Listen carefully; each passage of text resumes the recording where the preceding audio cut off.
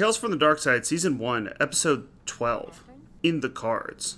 The main character, Catherine, is a woman who makes her living as a tarot card reader. We see her right here, just, lounging around, talking on the phone, setting out the vibe, the sexy vibe.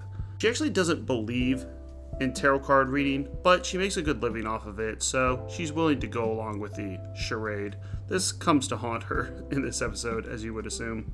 She gets a visit from a woman who wants a reading, is posing as a regular customer, and Catherine, like she always does, gives her a positive reading. See, she's not like those other tarot card readers that really tell the truth. Catherine gives everyone a positive reading. She tells them exactly what they want to hear. They're going to meet a guy, he's going to be handsome, he's going to be rich, and apparently he's going to be a tennis player. We see at the end that the person she's giving a reading to, while Catherine isn't looking, switches the deck of cards. So she gives her a new deck of cards, and we'll see that this new deck of cards has some nefarious intentions and leads to some bad results. The next person she gives a reading to is a woman by the name of Iris, this lady right here, who looks like Winona Ryder.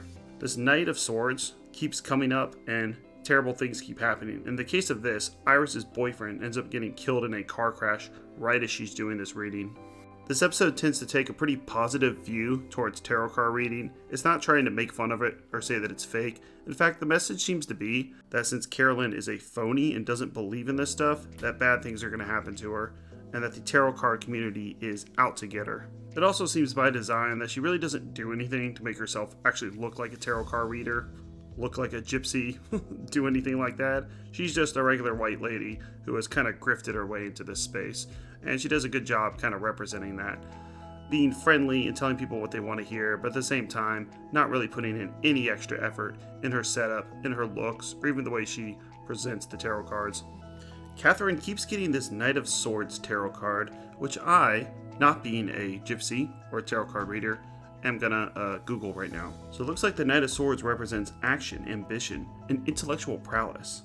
It can also stand for aspiration, fervor, and resolve. It can signify being insincere, self-obsessed, rude, tactless, hurtful, sarcastic, or cynical.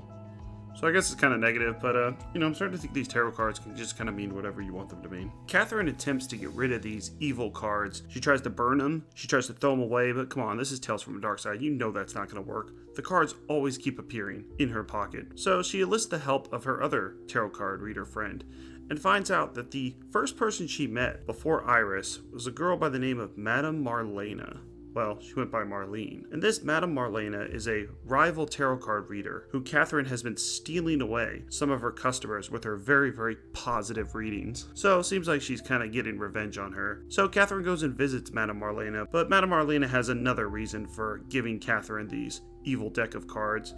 You see, Madame Marlena was also, just like Catherine, a bit of a fraudster, not a true believer, a grifter if you will, and she was punished by another tarot card reader and given this evil deck of cards. So Madame Marlena had to pass on that evil deck of cards to someone else who didn't believe, which was Catherine, our main character. And so what does Catherine have to do? She has to pass it on to someone else in order to get rid of this curse. This episode's pretty good so far. It's in the 5 range.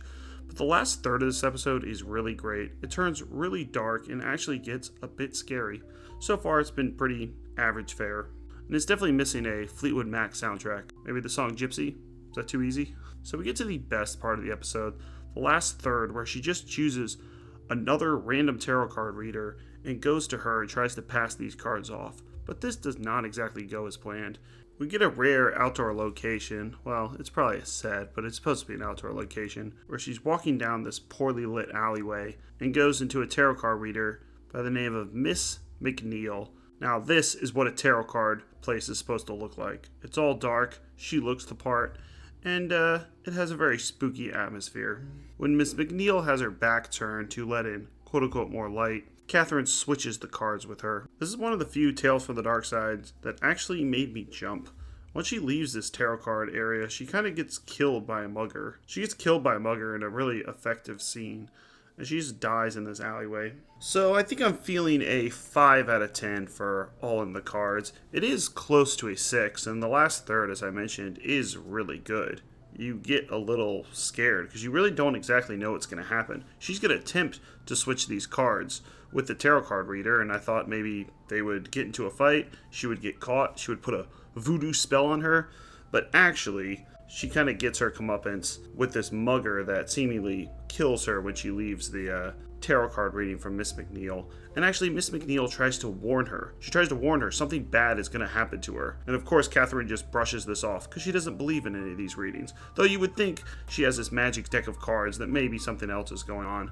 And also, it signals back to what was happening during the beginning of the episode where she was doing tarot card readings and bad things were happening to people. She would see it in the cards. Iris's boyfriend would die. A guy died from an elevator. Apparently the cable snapped. Thought they had safety mechanisms, but I guess not. Hey, it was the 80s. So it does all tie together pretty well. And next up is, I think, the best episode so far, Anniversary Dinner, which is going to be an easy 9 out of 10 episode. It features a lost girl who goes to live with some people out in the woods, and let's just say these people have a very interesting appetite. At the end of this series, I'll rank all of them, but it's definitely going to be an easy top 10. So I can't wait to do that episode.